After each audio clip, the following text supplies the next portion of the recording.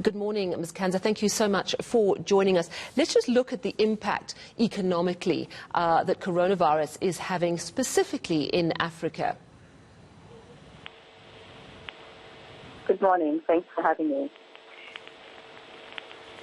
Talk to us about the impact and what we can do to insulate ourselves as African economies from COVID-19. Well, first and foremost, both in Africa, as we're seeing here when we're in partial lockdown, is that first and foremost, COVID-19 is a health crisis. And why that is important from an economic point of view is that the transmission needs to slow down.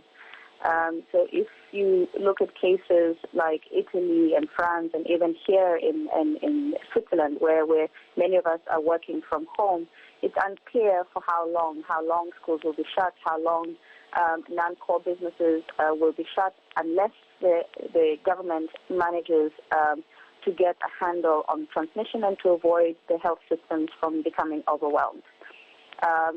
Just with respect to the estimated downturn for the global economy, the UN Conference on Trade and Development is estimating that it would be about 2% or about $1 trillion so far for 2020.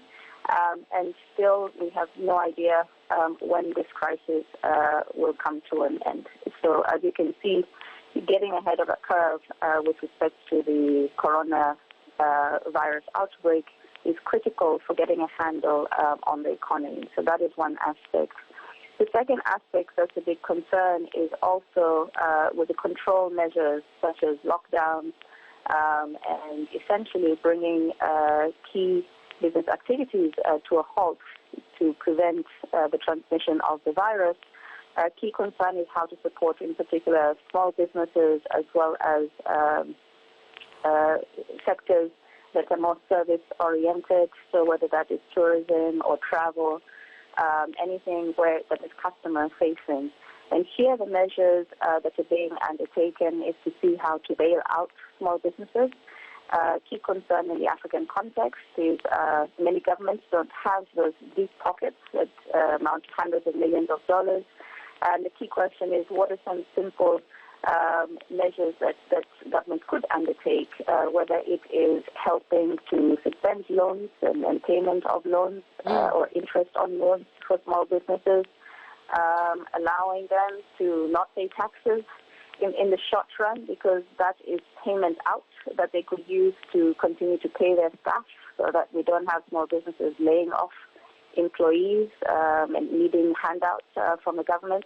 So our government needs to get creative about different ways of helping the small businesses not collapse altogether. So creative ways. Certainly here in South Africa we are already in a recession, but government is talking about releasing funds to support businesses, particularly in the tourism sectors. Today, in fact, we're looking at a lending rate cut with calls for it to be quite severe. But really, is that enough? It's not a question of enough. It's at least making an effort. We need to do what we can. What's critical is to ensure that we're protecting people's livelihoods and enabling businesses to be able to continue, perhaps slow down in the short term, but be able to pick up in the medium term. And also stepping back, crises are also opportunities as well. And in this regard, while more traditional businesses may be facing difficult times, we also have other short-term opportunities opening up with respect to the outbreak. So, for example, administration of tests, right, contact tracing, how we support delivery services where people who are affected are unable to move. If you look at Amazon, for instance, they're overworked. Because of the delivery services and working people 24/7. And so the question is, which of these opportunities also that the outbreak is presenting, and how can people's time be redeployed or the funds be redeployed where they can continue to earn a living? Very, very good point there. Thank you so much. Just try and see the opportunity in this difficult time. That's Elsie Kanza from the World Economic Forum joining us from Switzerland.